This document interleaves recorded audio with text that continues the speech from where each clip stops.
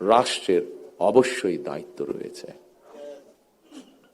একটি দায়িত্বশীল রাজনৈতিক দল হিসাবে বিএনপি সেই দায়িত্ব অনুভব করে, যার কথা একটু আগে আমি এবং আজকের অনুষ্ঠানের সভাপতি সাহেব উল্লেখ করেছেন আপনাদের সামনে।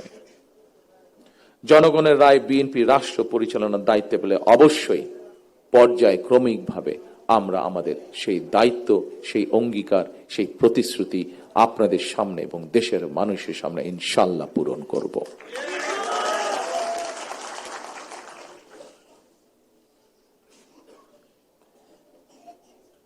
উপস্থিত প্রিয় ভাই বোনেরা, ফ্যাসিবাদের রক্তচক্ষু উপেক্ষা করে গণ অভ্যুত্থানে যারা শহীদ হয়েছেন, যারা হতাহত হয়েছেন, তাদের উদ্দেশ্য কি ছিল?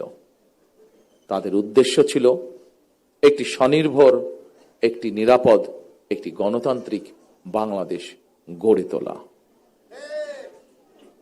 একটি নিরাপদ গণতান্ত্রিক বাংলাদেশ প্রতিষ্ঠার জন্য আগামী জাতীয় নির্বাচন অত্যন্ত অত্যন্ত এবং অত্যন্ত গুরুত্বপূর্ণ।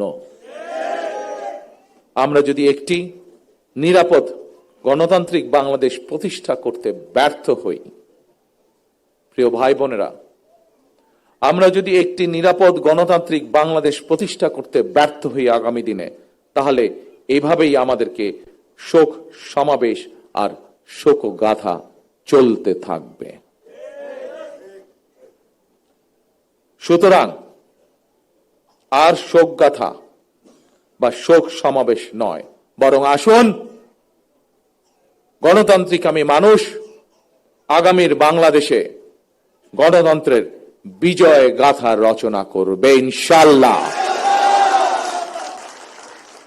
সর্বশেষে মহান আল্লাহর দরবারে সকল শহীদদের আত্মার মাগফিরাত কামনা এবং আহতদের দ্রুত আরোগ্য কামনা করে আমার বক্তব্য শেষ করছি।